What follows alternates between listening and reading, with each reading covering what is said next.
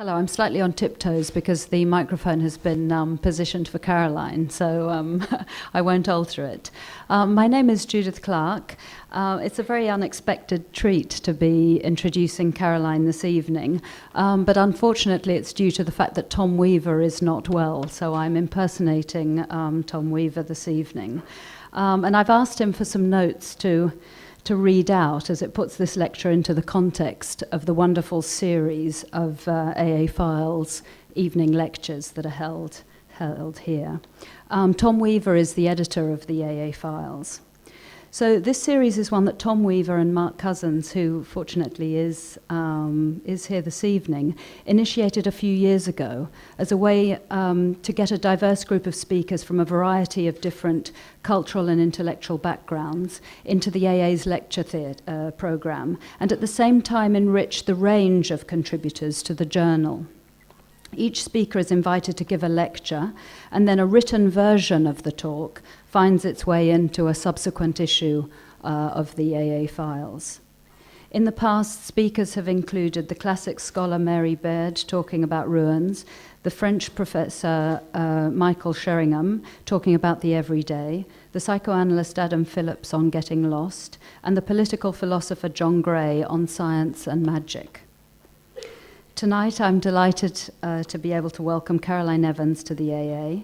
Caroline is Professor of Fashion History and Theory at Central St. Martin's College of Art and Design, University of the Arts, where she teaches and writes on 20th century and contemporary fashion. Academic or scholarly writing about fashion also used to be the preserve of curators of dress, all those museum guardians, this is Tom's words, who preside over collections of period costumes. Any writing or discussion that explored those artifacts largely focused on their formal or material qualities, rarely their place within a broader cultural context. Caroline Evans has come to change all of that, being a key proponent, I'm said this is Tom's words, of what has come to be known as fashion theory, but which at the same time could easily be understood as simply writing about dress and fashion as an intellectual and cultural construct. Tonight she'll be talking about the idea and ontology of the model, a confluence of the real and the ideal that architecture, of course, has long had to deal with. It's my pleasure to introduce Caroline Evans.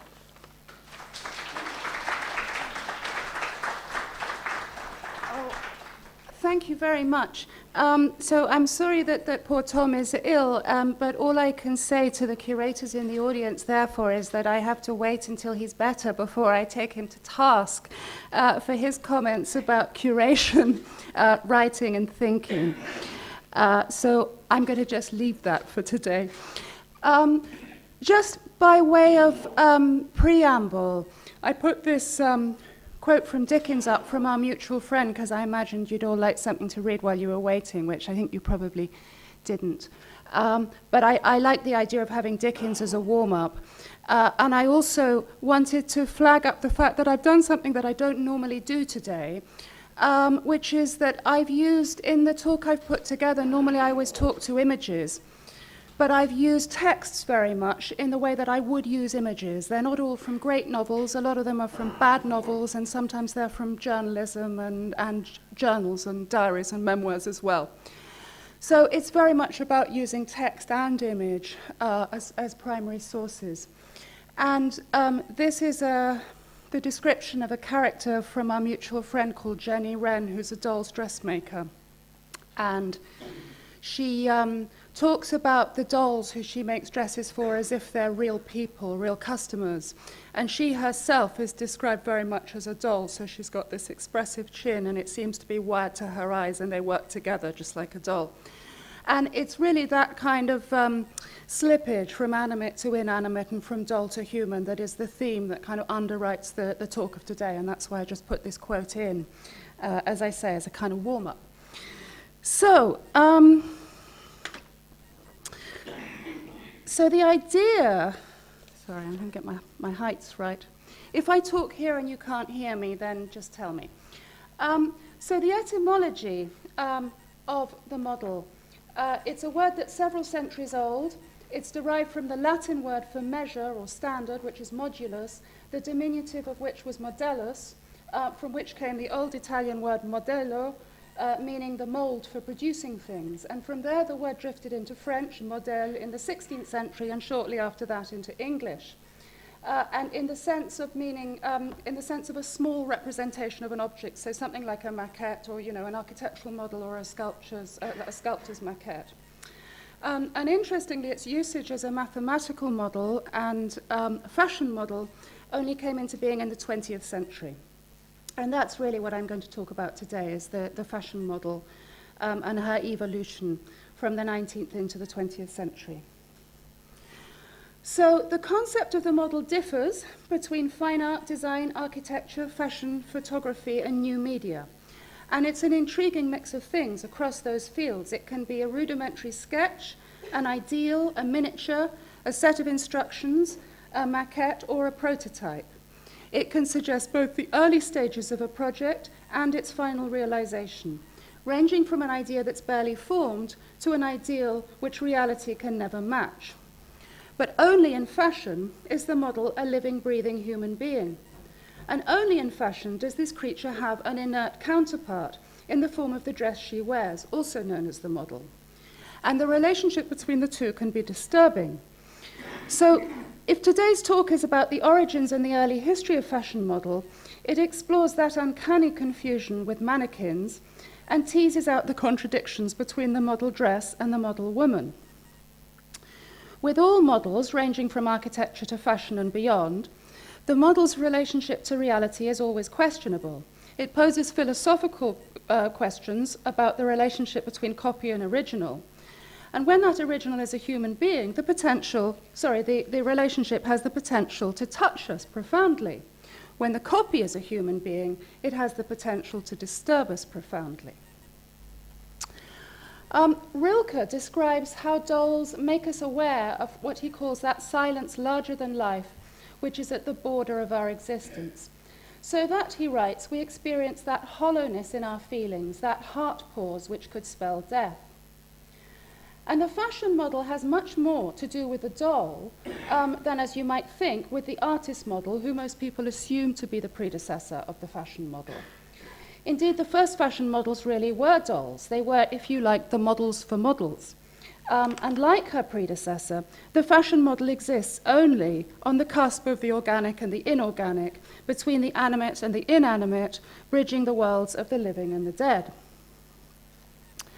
So in the 18th century, before fashion models existed, French dressmakers commonly promoted their work internationally by sending dolls fashionably dressed in the latest modes around Europe, most likely because fashionable women themselves couldn't have traveled as freely, in fact, as the dolls did. The dolls, very few of which survive today, therefore, made regular trips to foreign capitals. They're about 75 centimeters high. They had adult figures rather than the childlike bodies of 19th century toy dolls. And the literary scholar Julie Park identifies the 18th century fascination with dolls as part of that century's burgeoning culture of consumption, in which the use of fashionable commodities cemented the construction of fashionable identities. So Park writes, being a woman in the 18th century was an immensely mimetic and modern project, capturing not what women are, but what women are like. Nowhere was this mimetic relationship more dynamically staged than through that curious artifact of 18th century consumer culture, the fashion doll. And this mimetic relationship was later to underwrite the connection between the first fashion models and their audiences. In the late 19th and early 20th centuries, fashion models, something's gone wrong in my text. Okay, sorry. In the late 19th and early 20th century fashion model, contemporary observers, both writers and illustrators, saw the same suspensions between life and likeness and original and copy that Park finds in the 18th century fashion doll.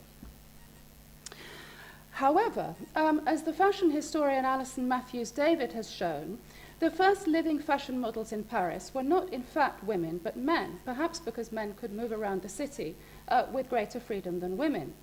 David describes a vaudeville performance of 1826 that featured a former artist model, Hector, named for a Greek hero, who has become a mannequin model for fashions. Hector enters the stage singing brilliant model Faithful mirror, I sparkle with light and fire.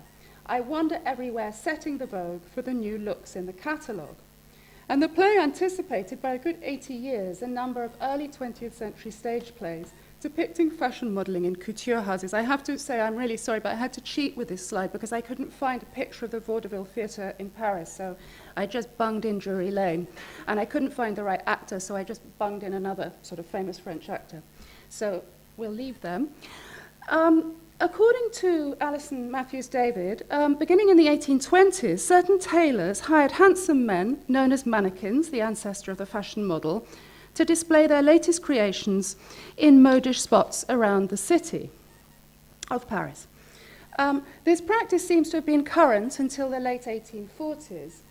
And this live version of the mannequin appears repeatedly in written sources, she writes, suggesting it was an important trope in the period imagination. And one such example is given on the screen on the right. So every 3 months, the tailors alter the cut of their suits, and they send for these young men called mannequins, and they send them out and about in the fashionable spaces of Paris. So the young mannequin listens to and welcomes the advice of the incroyable, and if by a majority decision the clothing is rejected, if it is abominable, but if it's judged divine, then it's unanimously adopted. These early male models, however, far from being glamorous figures, were described by their contemporaries as pitiable young men who were obliged to display modish clothing at the races and other fashionable venues, which they then had to return at the end of the day. That was the shameful thing, that they had to take the clothes off. And David notes the ambiguous class status of the male mannequin. A man whose profession was to rent out his body, he had to be elegant enough to appeal to dandies and poor enough to require a wage. The other class of male mannequin were professional actors. They worked as unpaid mannequins, and they were therefore less pitied and more admired. And the journalist and dandy Roger de Beauvoir observed that these young actors were employed as mannequins to parade a risky suit, a dangerous waistcoat, or a contentious pair of trousers in the fashionable public spaces of Paris. And Alison David argues that when many decades later, Charles Frederick Worth and other couturiers sent their female mannequins to the races, Worth may simply have been feminizing an advertising practice long familiar to tailors. Perhaps men's greater freedom, of course, to promenade in the 19th century city goes some way to explaining why the first models were in fact men rather than women. So in women's fashion, Charles Frederick Worth is normally credited as being the first couturier to use living women as fashion models. Worth didn't, however, invent the practice so much as professionalize it. He met his future wife, Marie Vernet, when she was employed to model ready-to-wear clothes at the Parisian silk mercer, Gaggelin et Opige. The couple married. They set up their own firm in the 1850s with a colleague, and there Marie continued to model, working a 12-hour day, including throughout both of her pregnancies. Well, she did waddle, I guess, if she was pregnant. After she personally retired from modeling in the late 1860s, she actually went on working in charge of the models at Maison Worth.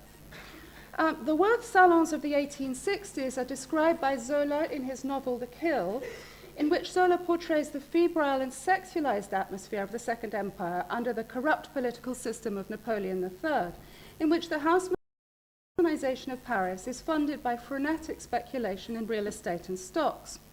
In the novel, Renée, the beautiful young wife of a ruthless profiteer, visits the salons of Worms, that's Worth, with Maxime, her adolescent nephew and soon-to-be lover. So in the text on this slide, Zola describes how the perfumes of the dresses combine with the perfume of hair and amber-scented shoulders to produce sweet-smelling warmth, the fragrance of flesh and luxury. And the passage goes on to describe the adolescent boy, Maxime, gliding along the sofas like an adder, losing himself under skirts, behind bodices, and between dresses. Zola doesn't say if Maxime is really losing himself in the bodies of the women at Worms, or if he's roaming decadently through the clothes on display. That child pokes his nose in everywhere, declares a baroness, pinching his cheek. So I suppose it depends on how crude a Freudian you are, how you read that. But it was in this louche atmosphere that the Worth mannequins modeled.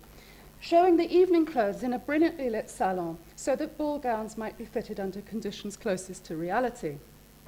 To whom did these models model?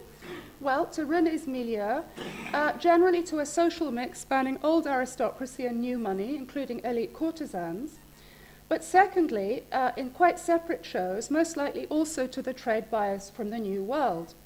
In the 1860s, Worth probably made his first American exports in his own name, and it seems likely that American buyers in Paris also had the dresses modeled to them, rather than seeing them displayed on static dummies, which was the practice in most couture houses. Certainly it was the firms who sold extensively to American buyers, like Worth and Pango, who pioneered the use of fashion models. The majority of elite dressmakers still attended clients at home, however. During the Second Empire, from 1852 to 1870, aristocratic women tended to receive their dressmakers in the mornings, and it was only after they started visiting the couture houses from the 1870s and 80s did fashion modeling become widespread. And by the 1890s, it was common for fashionable society women to spend the afternoon looking in on the mannequins who modeled in the couture houses at Redfern, La Ferrière, Rouff, Fred, Calosar, Worth, and Doucet. And by this period, the drapery establishments where Marie Worth started had ceased to use living mannequins, and modeling became the exclusive preserve of these high-class dressmakers who we nowadays call couturiers. So by the end of the 19th century, most fashion models were no longer male, they were female. The profession had become feminized, if you like. But fashion models were not yet called models. That term was reserved for artist models. The French singer Yvette Gilbert worked as a fashion model from 1883. And she said, "I became a mannequin, not a model in your sense of the word. We look upon mannequins and models as different things. The first means to try on dresses before customers. But a model in France is a girl who shows her figure before everybody, especially sculptors and painters." So it's only really, you can begin to see how disrespectable an artist model might be, but so too, as I'll go on to explain, was the idea of the mannequin. By the 1880s, it's only really by the 1880s that female models begin to be called mannequins. So where did the term come from? Mannequin, it derives from the Dutch. It was used in the 18th century in French to describe an articulated doll used by artists, known in English as a lay figure. And in the 19th century, it became the term for the French dressmakers and tailors' dummies that came into production from the 1830s and 40s. You can see these in a picture. So in the second half of the 19th century, the Rue de la Paix in Paris became a center of luxury and elegance, and dressmakers with premises there would display their gowns in their salons on these life-size wicker or wooden dummies known as mannequins. And these really were the living fashion models' immediate predecessors, from which they were to acquire their name, although not immediately. So unlike male models, who had been called mannequins since the 1820s, the first female models at Gaggelin in the 40s and at Worth in the 50s were called demoiselles de magasin. And sometimes they were also called essayeuses, the word for a fitter as well, because the very first gowns that they modeled weren't couture models, they were ready to wear, so they were prêtes à essayer, ready to try on. In his memoir, Marie Worth's son, Jean-Philippe, wrote that when his mother was first modeling for Worth in the 1850s, the word mannequin had not been coined, and had it been, would have been considered an insult. He claimed that the first use of the word was from a journalist from La Vie Parisienne who visited the Salons in the 1870s and talked about the entry of Mademoiselle Mannequin. He writes, "It was the first time that anyone had ever dared to call a demoiselle de magasin a mannequin. What would have happened had my mother been the saleswoman can well be imagined." So why did the word have such bad connotations? Since the late 18th century, it had been used to mean an empty-headed, fashionable man of straw. And right up to the late 19th century, its slang meaning continued to be an insignificant or somehow contemptible person.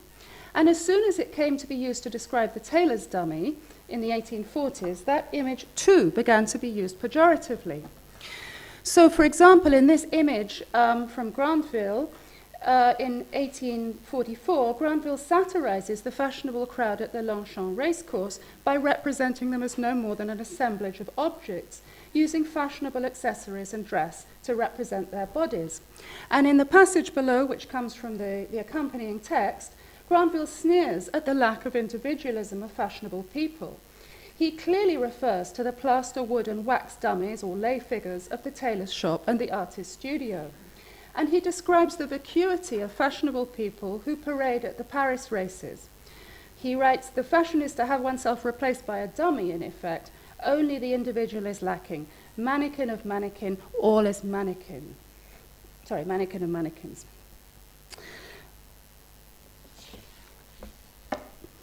The term mannequin was still not respectable by 1879, when the Goncourt brothers refer contemptuously to the demoiselles mannequins, the young lady mannequins who paraded at Worth.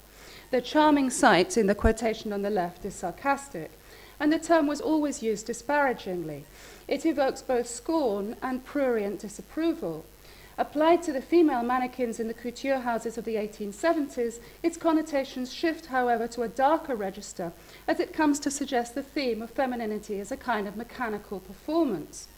The pregnant mannequin, modelling at Worth, described in the left-hand quote, brings to mind her predecessor, Madame Worth, who had waddled through both her pregnancies in the 1850s. But the Goncourts describe the pregnant fashion model seated motionless in the penumbra as modelling the deformity of childbearing. And their disgust and misogyny at Panga is even more striking. There, they describe him as the famous couturier to the prostitutes, and the mannequins as robotic, unnaturally aged, and simian, the grimacing corruption of monkeys at the end of that quotation. So in this quotation, the Goncourts stress the mannequins' automatism and lack of life, an observation that was to continue to be made by other commentators well into the next century. So this theme of women as dolls, and hence as pattern cards of an idealized femininity, was also a theme of much 19th century literature, such as E.T.A. Hoffmann's short story, The Sandman of 1817, with its protagonist, Olympia, the perfect fiancée who turns out to be an automaton, with which Freud would later open his discussion of the uncanny in his 1919 paper of that name. The literature on doubles and dolls is extensive, particularly, as the literary critic Carl Miller has shown, in the Romantic period when the doppelganger theme emerges. It is above all in their resemblance to living dolls that 19th century fashion models are linked to the themes of doubling, life and death that preoccupied so many 19th century writers. And in this respect, one novel stands out above the others for its suggestive links with the fashion model. Published in 1886, at exactly the time when living mannequins began to be illustrated in fashion magazines, Villiers de l'Isle Adam's extraordinary novel, Eve of the Future, is predicated on the opposition between doll and human, perfection and imperfection, the ideal and the real. The novel describes the creation of a female android, Adalie, by a fictional Thomas Edison. He creates her for an English aristocrat who has fallen in love with a woman who is beautiful but worthless. The android is intended to correct her defects and become his ideal companion. So it's a kind of Stepford Wives story. But it has a Blade Runner twist because the beautiful android gradually perhaps begins to acquire some human characteristics. And so, of course, she has to die at the end, as she does. Adalie is made of silver-colored metal. She has silver feet clad in a snowy skin. And though they seem light, their hollow interior is filled with quicksilver. Her legs are made of platinum. Her two femoral joints are operated by a powerful electromagnet. Her limbs are connected by a series of delicate steel wires. She runs on electricity, also very modern then, and she is operated by pressing the jewels set in her bodies. If you look at the top text, that's explained there. She's animated at the touch of her silver-gloved hand. Written at a time when the first mannequins were walking in the couture houses, the novel contains an entire chapter devoted to describing the android's walk. Powerful electromagnets inside her create human movement itself, writes the author. Her electrically controlled movements are calibrated, I quote, according to the undulations of the living torso. Delicate steel wires give her, he writes, that gracious bend of the knee, that constant undulation, that roll in the walk that are so seductive in a mere woman. Villiers describes how both men start her walking. If you see the second text on the left, she's raised to a standing position between them, and Edison turns on her electric current, which begins to hum. And he does this by touching one of the rings on her hand, just as in the fashion plate shown on the right here. The couturier similarly guides the living mannequin with his hand on her elbow as she moves at his request for the client. So just as Adélie is animated by the command of her maker, so the couture house mannequin only moves on the instruction of the couturier. In his text, Villiers expressly uses the term model to mean the original rather than the copy, and sometimes to mean mold. Adélie is dressed like her model, she writes. That is, she's like the woman she was based on, Miss Alicia Clary, the flesh and blood woman. And the confusion between the animate and the inanimate woman is further evoked when the convincing and satiny quality of Adélie's skin is described. He writes, the result is to confuse completely the sense of human beings, to render the copy and the original, that is, le modèle, indistinguishable. So in this usage, the term model means the original flesh and blood woman, who's a sort of prototype for the android, rather than the android being a prototype human being. So the relationship between copy and original becomes unstable, it slips. And chillingly, incidentally, the chapter closes with Edison showing his patron a sample of this synthetic skin that covers the android as if it was a fabric sample. He says, "And now, my lord, would you like me to show you this ideal textile skin?" Villiers' fictional descriptions of the female android chime with descriptions of the living mannequins of the couture houses by journalists and diarists in the same decade. They too evoke the figure of the doppelganger and the automaton who so fascinated writers of fiction.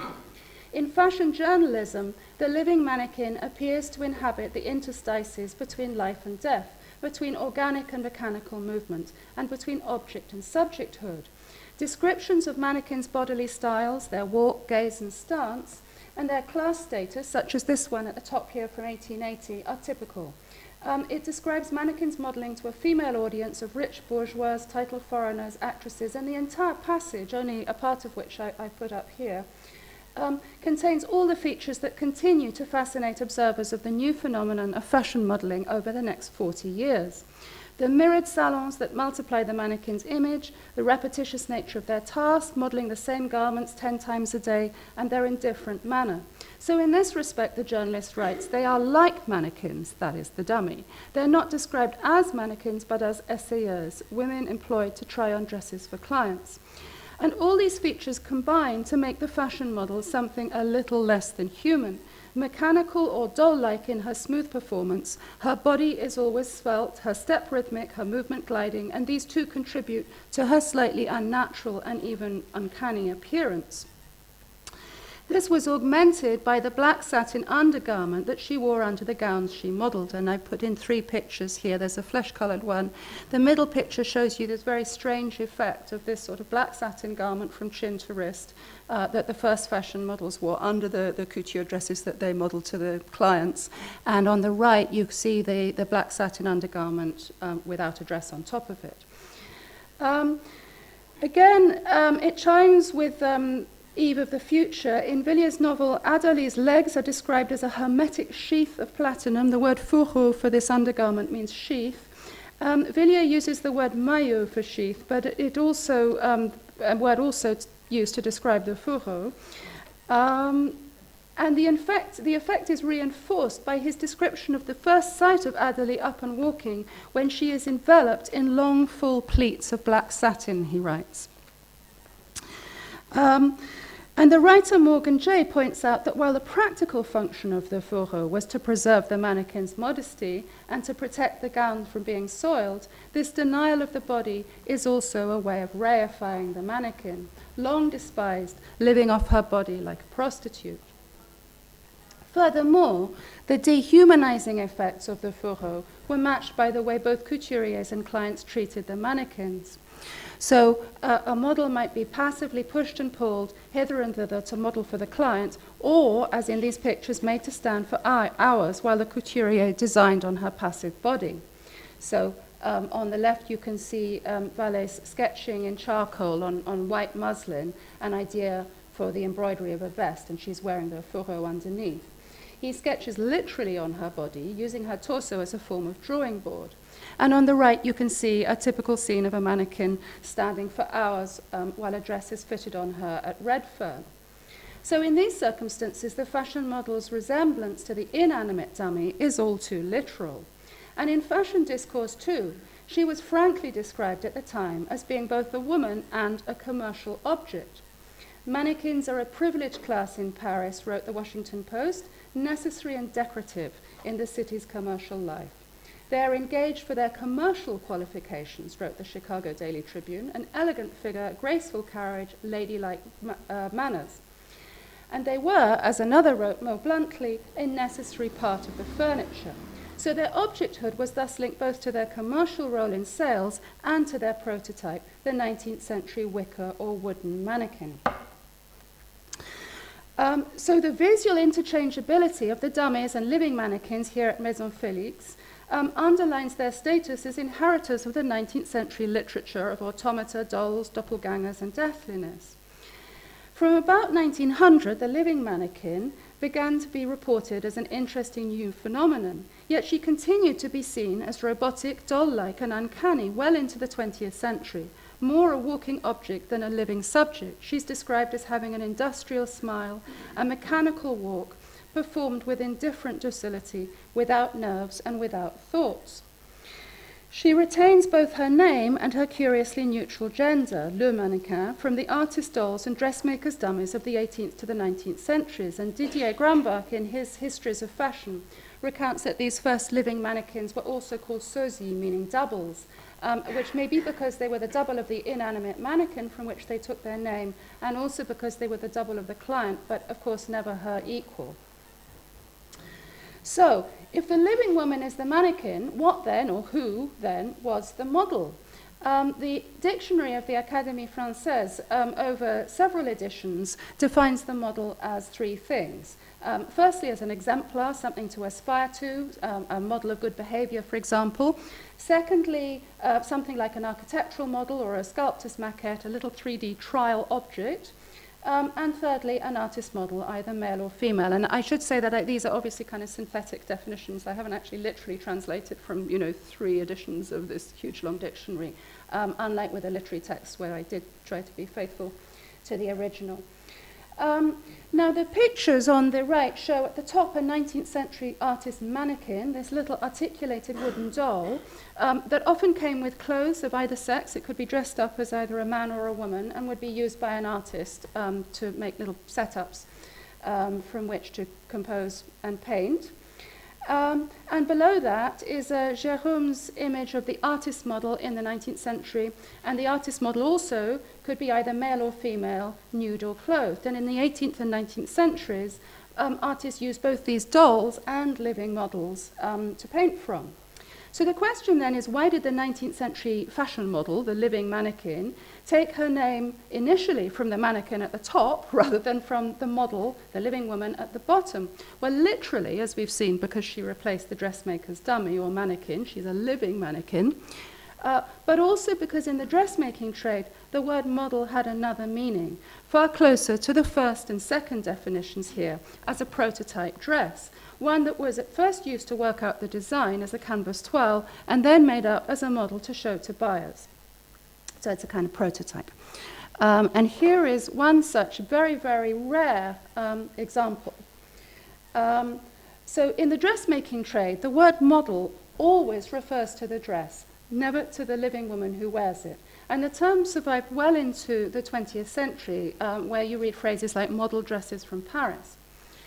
This is an extremely rare surviving, in fact it's a unique surviving model gown in mauve silk taffeta, and sewn into the hem is a swatch of 8 different colours that showed the other colours the dress could be made in, and next to it is a coarse canvas label printed with the model name, Maintenant, its copyright registration number, and the 800, which, depending on different people's opinions, is either the price or the collection model number. So the label proves that the design had been registered at the Paris Industrial Relations Board, the Conseil des Prud'hommes, and 1909 was the year the law changed. It may be that Poiret was trying out something new, but in fact there isn't very much information on the origins of this dress or even how it came into a museum collection. It's in Paris. But this is definitely the original dress that would have been worn by the mannequin in the fashion show. If it was ordered by a private client, the dress would be remade to her measurements. But if bought by a trade buyer, the buyer acquired the right to reproduce the dress commercially and a far inferior version of the dress itself. And it was this much modified copy that would then be mass-produced in American garment factories. The model dress itself was never sold. So it was a prototype whose sole purpose was to be copied and adapted for sale. And models were all numbered for internal records, and the couture houses kept very careful track of them in their fight against copyright infringement. From the 1880s, designers hired photographers to record their models for deposit at the Paris Industrial Relations Board to document their ownership of the designs. In these photographs, the mannequins were either live or inanimate and brightly lit to show the detail of the dress. By and large, most of the dresses they modeled have disappeared. But if the models worn by the mannequins are largely gone, many thousands of these copyright photographs survive, especially from the 1920s, and they're housed in various Paris archives. As well as recording the design details of thousands of garments, they often provide the only trace of the many anonymous mannequins who wore the model dresses. The question really is, which model is the real subject of these pictures, the woman or the dress? Quite clearly it's the dress. In their entirety, the pictures constitute an archive of the working body, rationalized, multiplied, and subject equally to clock time and fashion time. An index of monotonous seasonality, these photographs are both a haunting certificate of the mannequin's presence, to borrow a term from Roland Barthes, and a testament to the more repetitive and unglamorous aspects of their daily work. Although hardly any identifiable model dresses survive, there are ghostly duplicates of all of them in costume museums across the world, in the form of the haute couture dresses such as this Poiret dress from the 1920s that can be identified by its customized label. This one's in the V&A. Here the model, excuse me, the model number and client's name have been stitched behind the dress label as a form of both identification and authentication. Each couture dress came with a certificate of its validity to guarantee that it was not a copy. In the case of model dresses, by contrast, the dress's name and number were stitched into the hem on a white band. So each of these couture gowns is a copy of the original model from which the customer would have made her choice by watching it being modeled in the salon by a mannequin. And all couture gowns are thus something of a simulacrum, each one a copy of an original which has perished or disappeared. In this, the model gown resembles the photographic negative that Walter Benjamin describes as a non-existent original engendering a multiplicity of copies in the form of the photographic print. And this is also a clue to the industrial nature of the fashion model. So the model dress, as I've said, is a design prototype for which overseas buyers buy the rights to reproduction. And its existence is very much linked to the 19th century expansion of the French export trade in fashion. And this can be traced also in these changing definitions of the word model in the second half of the 19th century. So whereas the earlier definitions I showed you from the Académie Française Dictionary continue to define the model really as a pattern for artistic production or for moral values, in the 1870s you have this dictionary which begins to add industrial values to these moral and artistic ones. And it gives two additional meanings to the earlier ones in the Académie Française Dictionary, both suggesting the model as a pattern for artisanal or industrial manufacture. These are 1 and 4 here, and again I've sort of synthetically reduced them.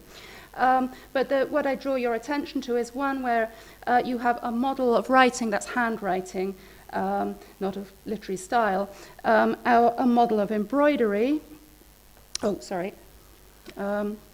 And number 4, where you have the suggestion of a manufacturing model when the examples are given as systems of factory production for soap and for mirrors, and also in industrial textile dyeing. So the skeins of yarn that are used to try out the dyes are known as models. And the dictionary also gives the words etymology, goes back to what I started with, the Italian modello, etc. But it then refers the reader on to the entry on mode, fashion. So there's a linguistic connection here from mode to model, from la mode to le modèle. And what you find is that by 1932, the next edition of the Académie Française Dictionary has copied these 5 definitions and is reproducing them in the same order. But mysteriously, despite the widespread usage of the term model to mean the dress well documented in the trade, no dictionary lists it, not even dictionaries of technical fashion terms. So the model dress proves elusive both in definition and in real terms.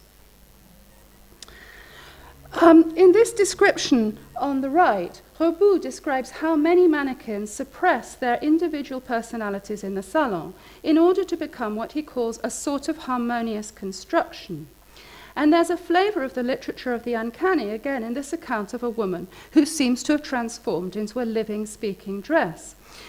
She's rendered especially inhuman in the full text, which again I haven't put all of it up, but she's described as entering the room. And because a mannequin is a masculine noun in French, the passage begins not with she comes into the room, which would be elle s'avance, but with the masculine il. So he or it comes into the room, because the word mannequin is neuter in French, which is to say masculine. So it's only when the term woman is introduced, she's no longer a woman, not a woman in fact, does the gender shift in the pronoun occur. So he or it comes into the room, but she replies. And what does she reply as? A talking dress. She says, not I'm called Jeanette or whatever her name is. She says, I'm called Plaisir d'amour. So here's this list of dresses. So in the course of a single paragraph, the mannequin shifts from il to elle, but only as a consequence, really, of becoming an object, of being named as a dress or a model, if you like. In 1908, the New York Times explained this difference. A saleswoman cries, "Give me Mireille." Mireille, writes the journalist, is not the name of a mannequin, but that of a costume. Each dress has its name. It is more convenient than a number, also more aesthetic. And it describes a client watching the fashion show who asks the mannequin, "Your name, mademoiselle?" And the mannequin answers, "Fantasy." "How are you called, mademoiselle?" "A perfect half hour." And so the list goes on, and the clients jot down the names of the dresses. So the model is thus ambiguous, and the potential for confusion between the model dress and the living mannequin is rich.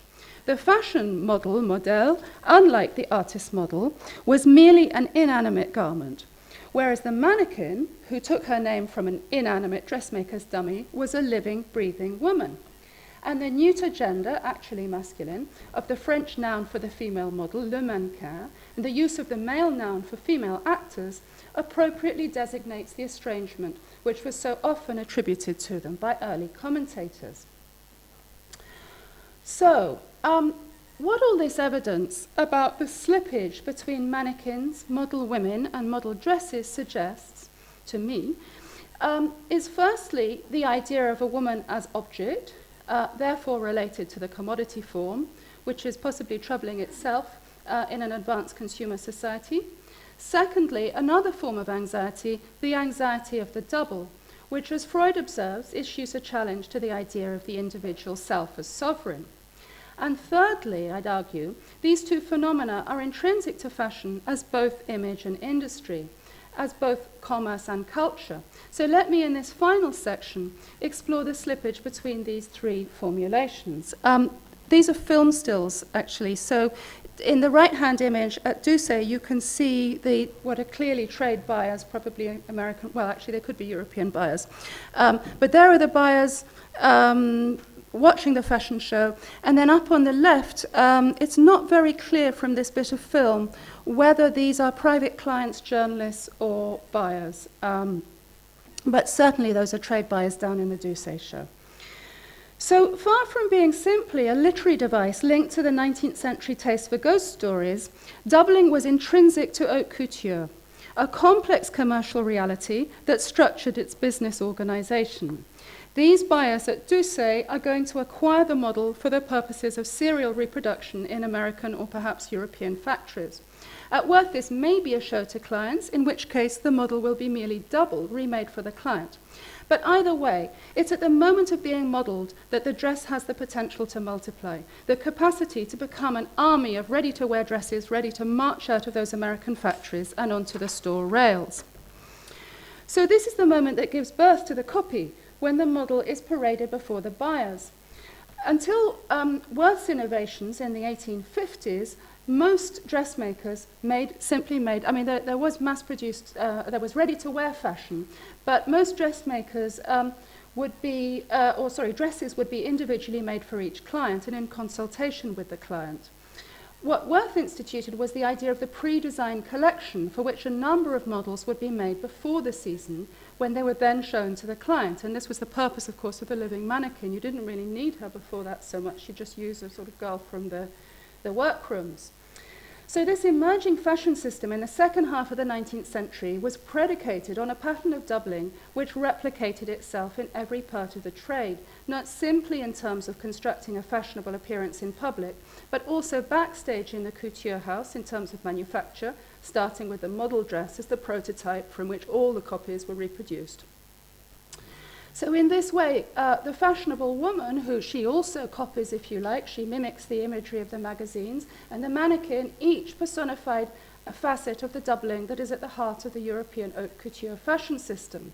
And the presentation of the mannequin was an analogue of the mechanism of doubling that underpinned fashion production and sales in the couture house, and of the hidden spectre of American mechanical reproduction that would replace the French craft skills of the Paris houses once the couture dress was sold on the open market.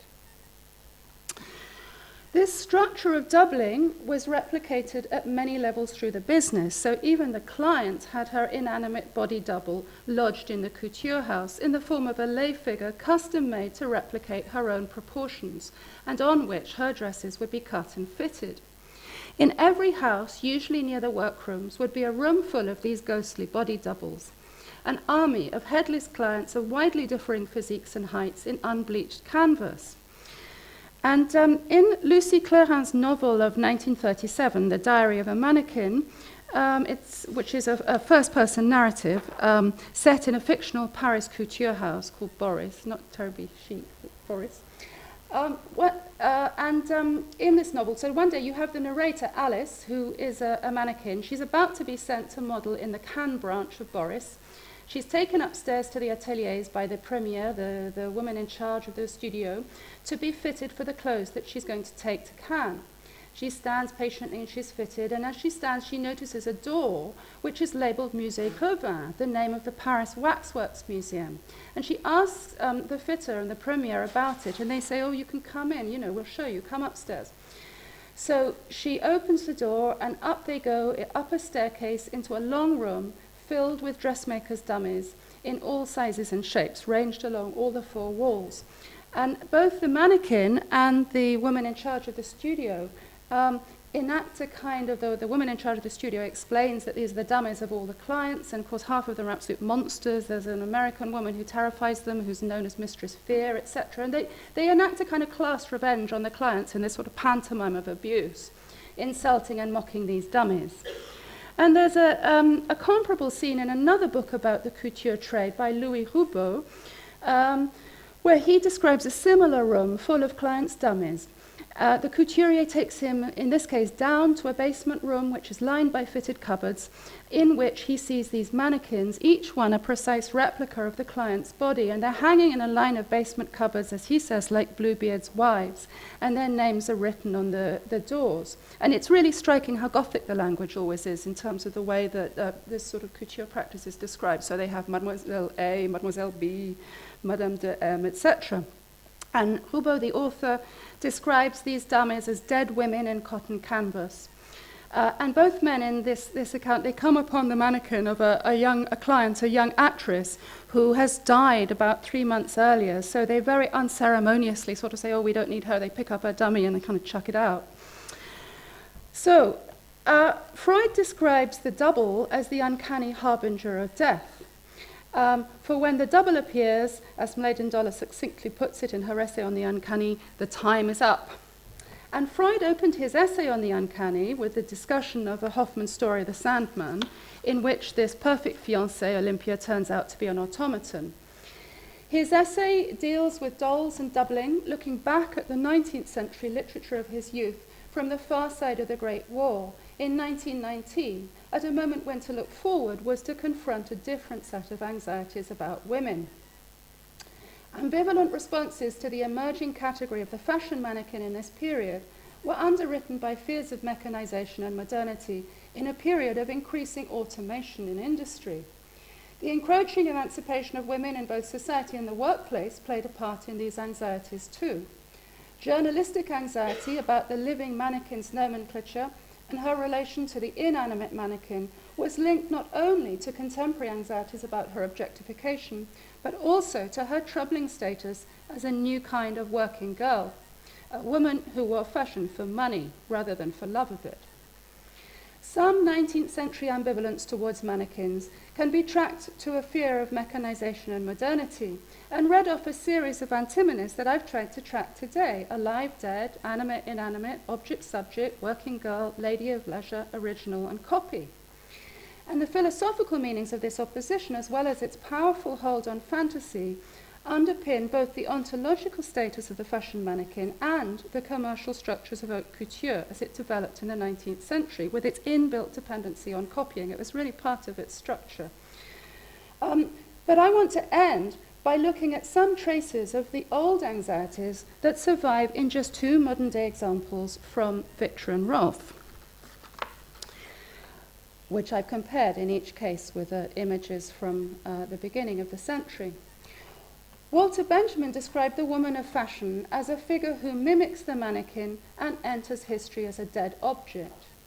For this Victor and Rolf collection, the designers adapted the Dutch convention of silver plating babies' shoes to plate a range of clothing details, culminating at the finale of the show in an entirely silver-plated wedding dress, in which even the bridal bouquet is silver-plated.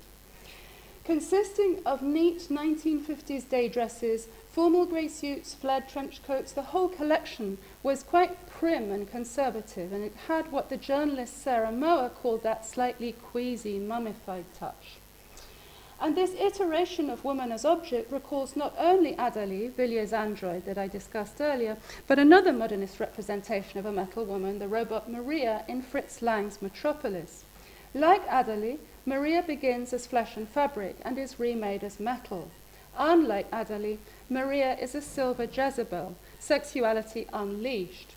These images combine metal and flesh and fabric, to evoke a demonic sexuality. So I'm afraid I couldn't get this sort of whole picture where she's got a kind of showgirl costume and she's got this very fluid kind of whitish chiffon skirt that moves in very fluid ways, unlike the rigidity of this Victor and Rolf. And I wanted to really contrast those two, the kind of frozen quality of the Victor and Rolf and this sort of over-sexualized representation, or hyper-sexualized, I should say, of Maria.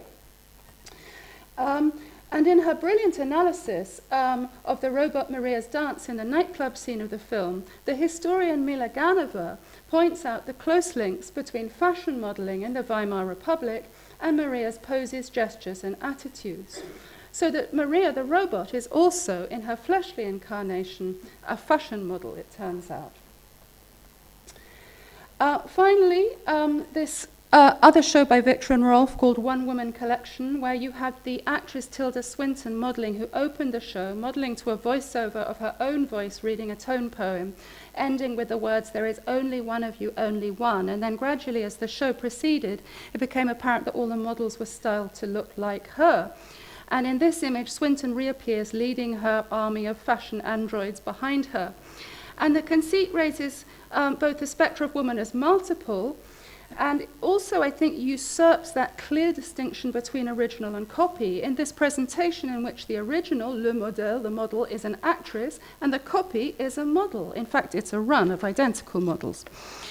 So that confusion between model and original is also described by Riotor in 1900 in his book on the Paris mannequin, when he describes how by 1900 the living mannequins with their uniform proportions are now being used as the model, i.e. the mould for shop dummies. And Rieto's texts also suggest an uncanny reversal in which the dummies that served as the prototypes for the first living models have now been superseded by the living women who have become the pattern cards for the dummies. And so, well, in this illustration you've got the moulding, which evokes the other meaning of model as a mould rather than a prototype. So I've argued that the relationship of model dress and mass-produced garment is that of original and copy, and this structure of doubling runs through fashion as both an industry and as a cultural form. And the relationship is based on mimicry and on distinction. The very inaccuracy of the copy testifies to the latter, often. And it's a relationship that is often haunted by anxiety, the anxiety of both matching up to the veracity of the original and differentiating oneself from it. At the center of this turning commercial world stands the fashion model, be it a dress, be it a woman, a touchstone for fashion itself with its dance around mimicry and multiplication, that puts into question the difference, if any, between copy and original in the world of goods. Thank you.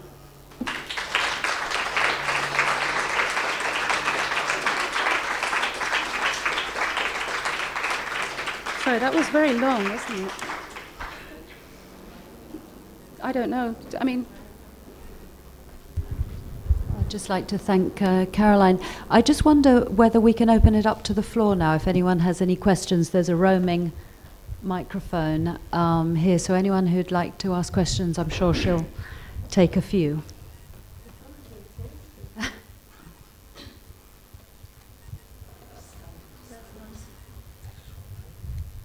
there is a question there.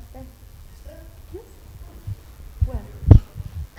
Did you want to ask a question? Yeah. You don't have to. I'm curious about the relative prettiness of models, because it seems to me that a lot of the mannequins and stuff, and you talk about how they are, sort of dehumanized. And I've also read that early fashion models were chosen for being plain. Is that true? I don't know. What I've read very often is that there's a difference right from the beginning between photographic models and couture house models, women who have to be static and women who have to walk. So photographic models were often actresses, figures of popular culture, or society women, whereas couture mannequins models were professional women, and I think they were often described, I don't know if this is plain, but certainly it's not particularly attractive. Their skill was in wearing clothes rather than the sort of beauty of their face. So yeah, I guess they could have been so-called plain.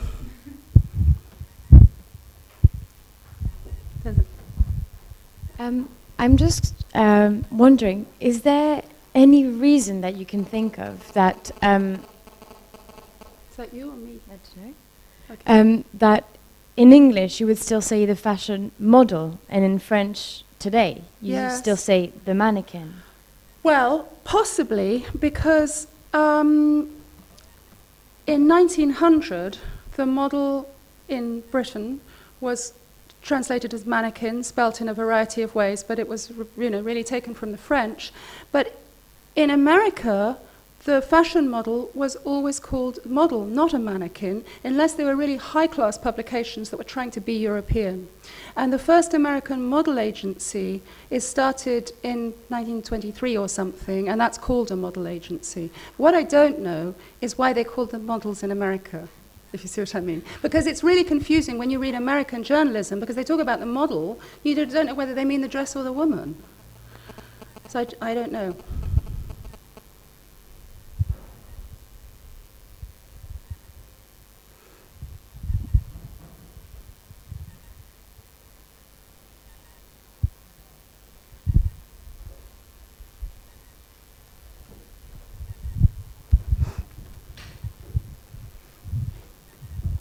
Release everyone.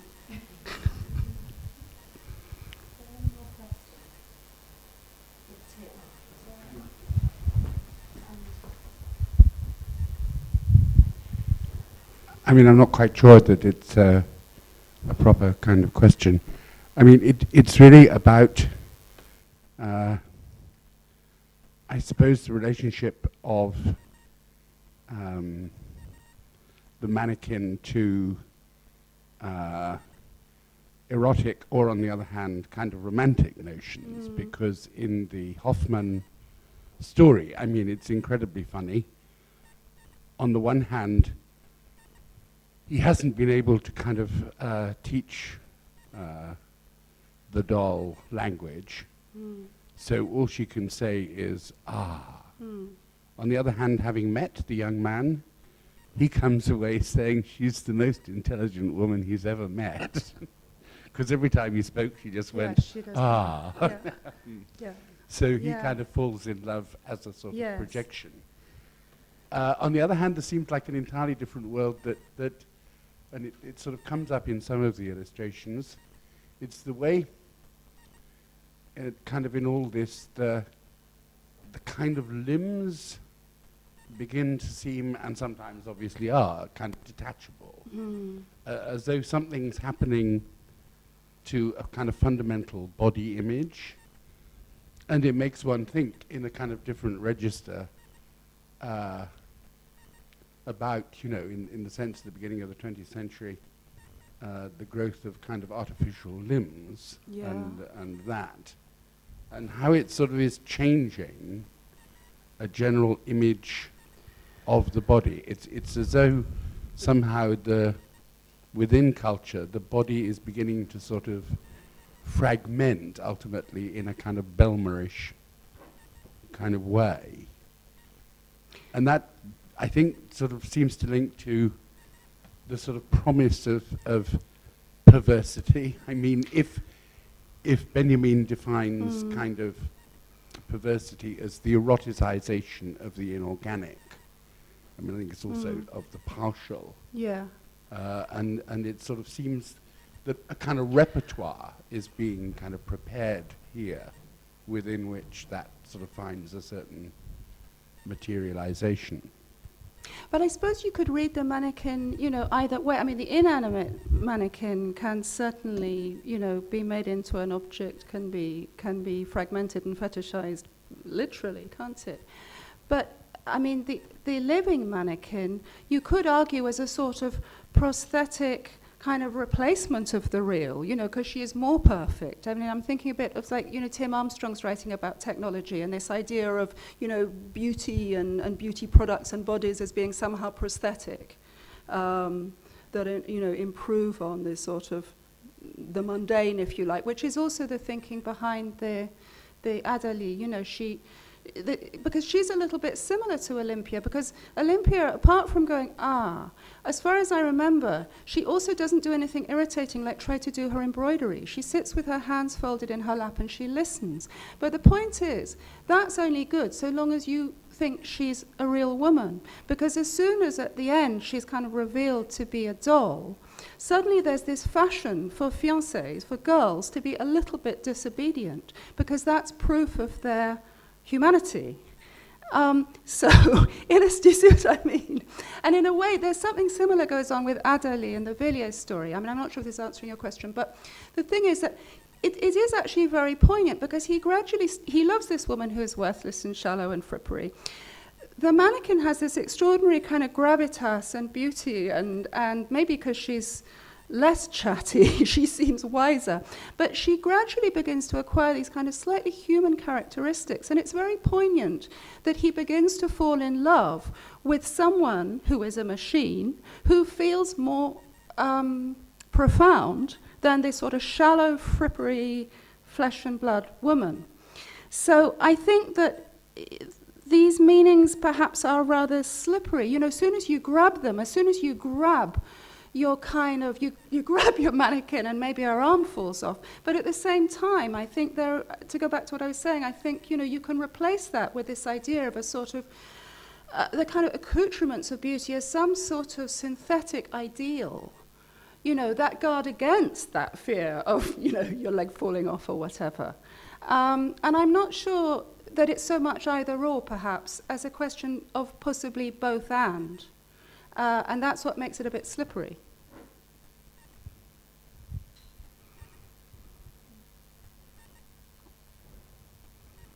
there's a question at the back. You can shout. Oh, you don't have to, sorry. But you can.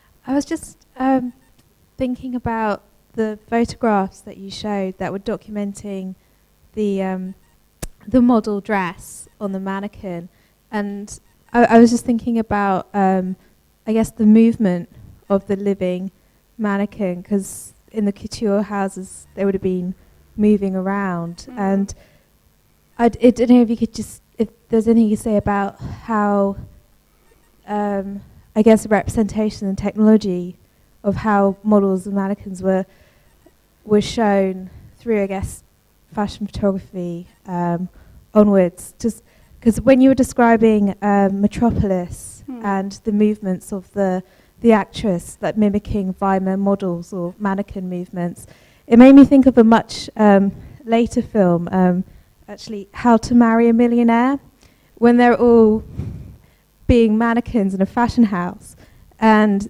one of them moves or something, and they're told off. It's like, be still. Yeah. And so those kind of like studio photographs that kind of take over from how dress is represented on models. So they're no longer living there. They're still. I just if there's anything you could say about the movement of mannequins. So sorry, is it a question about the movement? It was a mulling over, but more a question of, is there like a traceable thing where the mannequin and the model starts becoming still, I guess, is what I was thinking about. I mean, I've become really kind of obsessed, actually, with finding these traces of historical things that are gone, that I can't find.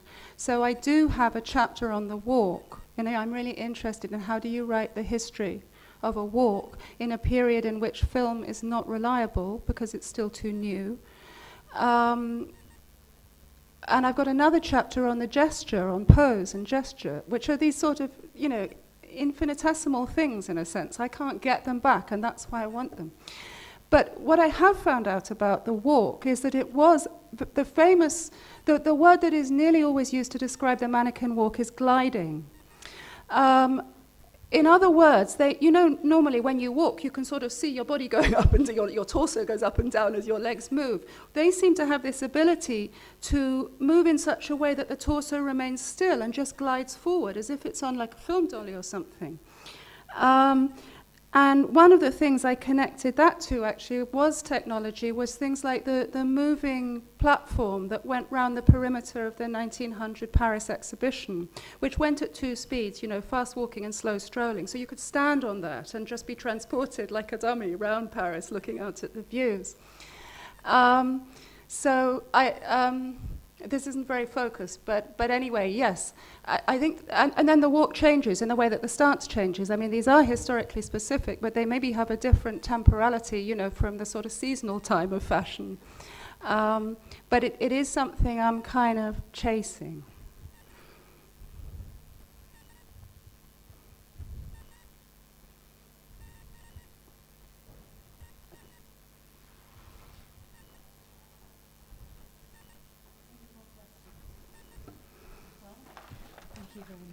Literally, just thank you. Oh, thank you. You've got to announce your outfit.